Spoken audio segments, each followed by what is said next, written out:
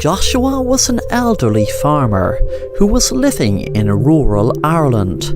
He was feeling very isolated on the farm since his only daughter moved to America, where she was working in a rest home in Texas. One day he had an idea while walking around his farm. He had noticed really nice wood to use to carve walking sticks to make and send to his daughter as a surprise. The only problem was that where the wood was, it was a fairy fort. Legend had it that folk tales associated with fairy forts typically relate a curse or retribution enacted upon those who would disturb or destroy the structures. As he carved the wood into the sticks, he prayed that nothing would happen him doing so. After he had about 20 sticks made, he sent them over to his daughter as a gift. His daughter Sharon was working in a rest home, but lost her job 6 months ago, but didn't want to tell her dad. She had a problem with drugs that was spiraling more and more out of control. She was popping the strongest painkillers and also using crystal meth. She didn't want to tell her dad how much of a mess her life was in. She sat down in her trailer, worrying about paying back a loan shark $10,000 that she got off him for a loan. She got the loan to pay off a local drug dealer that she knew didn't mess around. If she hadn't gotten the money, she would have been killed, and if she can't pay back the loan shark, she knew she would be killed also. But she thanked God she was able to get a loan of $10,000 to get the drug dealer off her back at least. One day her dad's walking sticks arrived, and she felt a pang of guilt and pain that he went through all that trouble of carving walking sticks for the residents of the rest home he thought she still was working in. She had put the $10,000 in the bank for safekeeping until the drug dealer called for it in a few days, as it was way too dangerous around her neck of the woods to keep that much cash in her trailer. She wrote out a check and sent it to her dad. Her dad was delighted to cash the check for $10,000. He rang her to thank her, and she froze and then said, "Dad, I am so sorry, that check was meant to have been for $10, not $10,000. Then the man that was looking at Joshua counting the money behind him ran up and hit him in the head and grabbed his wallet. He saw him put all the money in. That night the drug dealer arrived, and Susan told him the story. The drug dealer started laughing and said, "Do you think I'm stupid? You just ran out of chances, bitch." Then he shot Susan dead. Joshua found out about her death a few days later and regretted ever stepping foot inside the fairy fort, knowing it was the fairy fort that made everything go wrong.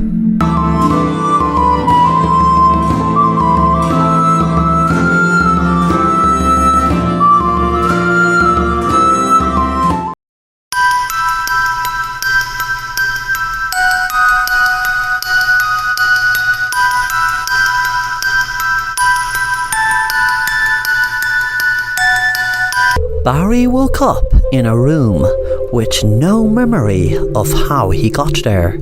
His joints ached and he felt strange. He saw a camera up in the wall, staring right at him. Then suddenly, two men walked into the room. One man said, "Hello, Barry. Relax. You will be given a full explanation why you're here in just a short time, but there are a few things you need to sort out yourself first. You need to just relax and try your best to remember anything you can that has happened to you before you woke up today. It doesn't have to be recent. Anything at all." Barry felt the question bizarre and was about to say something when he felt kind of dizzy, and suddenly he blanked out. As he did, he had a memory of a person speaking, but he could not make out who it was. He tried his best to look at the face, hoping he could make out the features, but it was no good. The face was just a blur. When he snapped out of his daze, the man spoke to him again. "Did you remember anything, Barry? It is very, very important that you remember anything at all before we fill you in." Barry said, "What am I doing in this room? Who are ye? What do ye want with me?" The man spoke again. "Barry, we will give you all the answers to that in a very short time, but for now, we really need you to remember anything at all, because it is vital you do before we give you the information you were requesting." Barry could feel himself get dizzy again, and once again he could see the face, but it was just a blur still. He wondered who the person was, knowing that's probably what the weird man is asking him. Who is that person that is so blurry to him? It was driving him crazy. When he snapped out of his daydream again, the man asked, "Do you remember anything, Barry? What is it you see when you black out?" Barry said, "I see a face, but it's a blur. I can't make out who it is." The other man spoke this time. "You're doing great, Barry, but before we tell you what is happening, you need to see that face. You're not ready to hear the truth until you do." Suddenly Barry blacked out again, and he could see a person walking towards him, but the person was still a blur, until suddenly the blur became clear, and he was looking at the face, and realized he was looking at himself. He said to the men, "It's me. That person who was a blur is me." The man said, "That's good, Barry. You're in a good state when you realize that is you. Barry, you paid a large amount of money in the year 2020 to a secret government organization to do to you what is happening right now. And I have all the paperwork to show you that you've given your full consent. You will get a shock when I'm about to tell you what I'm about to tell you, but believe me, we are only doing what you paid for. The year is 2220.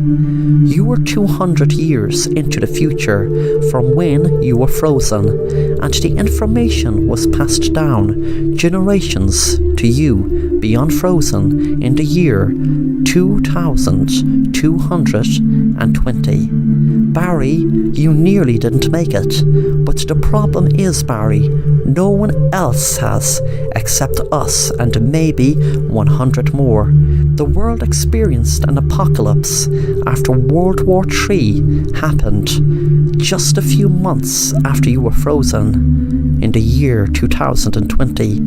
We had this bunker specially built, and the elite in the government survived also. The world is no longer like it was, Barry. We had to start again. I am sorry you woke up to a world like this. They didn't get frozen, Barry. You are the only one who did get frozen. That's the one thing I was trying to figure out. But the other survivors, well, they were the elite. The big, huge government officials, the president, and everyone else. They had their doomsday bunkers. They were the lucky ones. But even with that, there are now only about just over 100 of us left. This world is in ruins. This world is no way anywhere near the world I read about in history like it was before World War III started. 10 minutes later, Barry exited the bunker to see what the world looked like, and what he saw was a city in wreck and ruin. Suddenly he had another blackout. He could see himself talking to an elderly man. The man spoke. "I will do this for you, Barry, as I don't have much time to live with my crippling disease. Once you're in the bunker and safe and frozen, I will detonate the biggest nuclear missile this world has ever seen." Barry suddenly snapped out of his flashback. The man was standing next to him. "This city you were looking at was built about 195 years ago. There were about 10,000 survivors in the bunkers then, just after World War III ended. But unfortunately, not many are left. And unfortunately, people aren't in a rush to bring new life into this world. Would you blame them? By the way, Barry, what made you decide you wanted to get frozen until the year 2220? Barry couldn't tell the real answer, so just said, "I can't remember."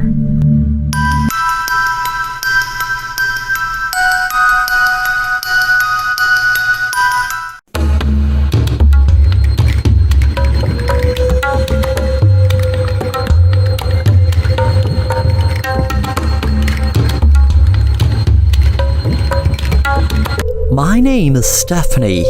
I got kidnapped when I was 8 years old, and now I'm 18. But the thing is, I managed to escape my captors. They were basically my mom and dad for 10 years, but they treated me like I was dirt. Mom just got drunk and high every night, and my dad did the same when he wasn't beating up on my mom.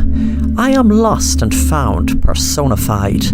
That day I walked up to my home, I felt a mixture of happiness that I was home and sadness about missing 10 years with my parents. When I first knocked on the door, I recognized my mom's face, but noticed there were 10 years of strain and worry on her face. I felt a pang of guilt knowing it was over me, but it wasn't my fault. I was just a kid, and kids go missing every day. It isn't their fault, of course. My mom asked me could she help me with anything, thinking I was a stranger. I said, "Mom, it's Stephanie." My mom gave a shocked look as soon as I said it, but a couple of minutes later we spoke in the living room for what felt like hours.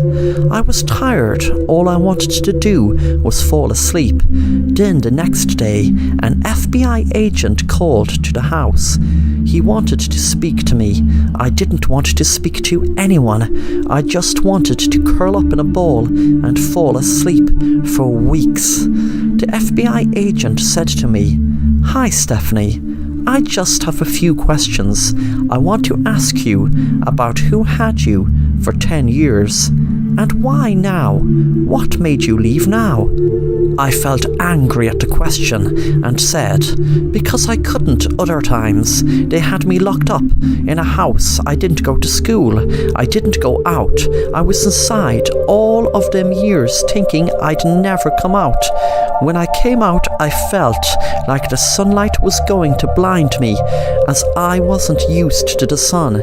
They kept me in a room with boards on it. I could watch TV. I read my dad's books. That's why I could read, because that's the only schooling I ever had in the 10 years.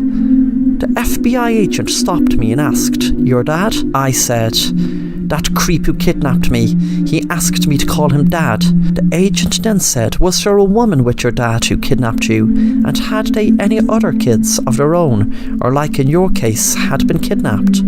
I said, "No, I just remember a man and a woman kidnapped me when I was 8 and told me to call them Mom and Dad."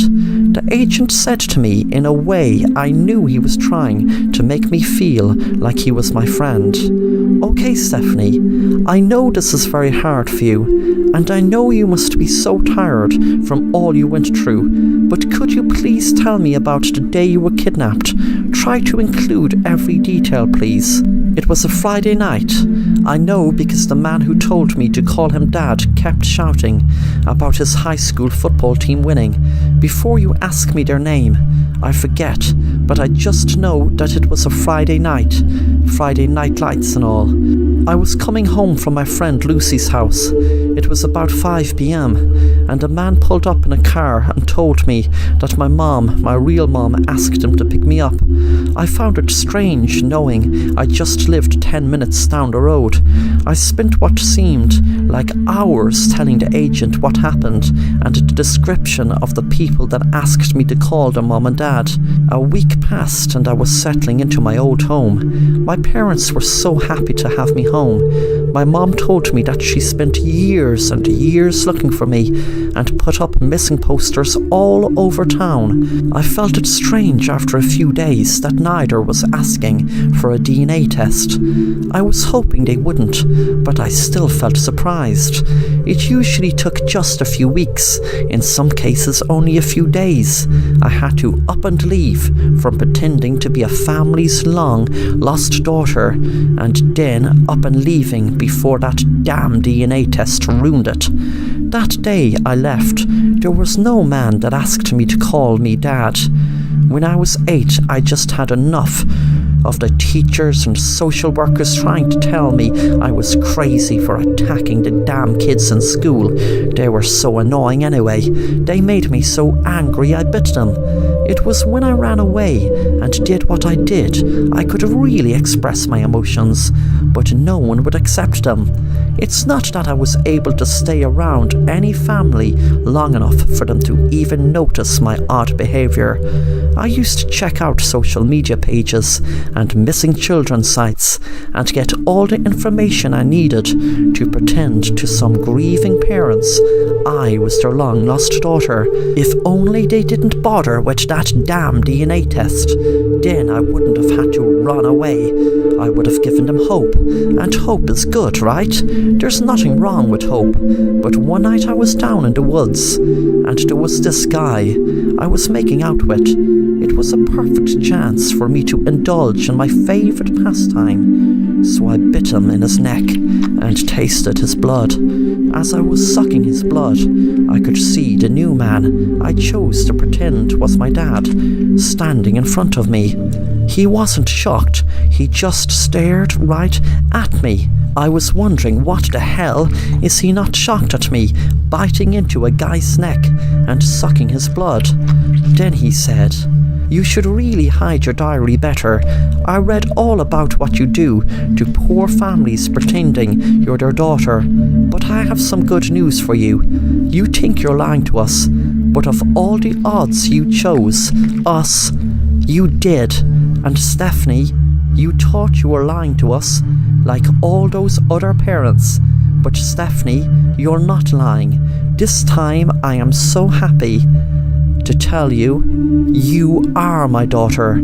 You're home, Stephanie. I knew I didn't need a DNA test, because you see, I am like you. I am a vampire."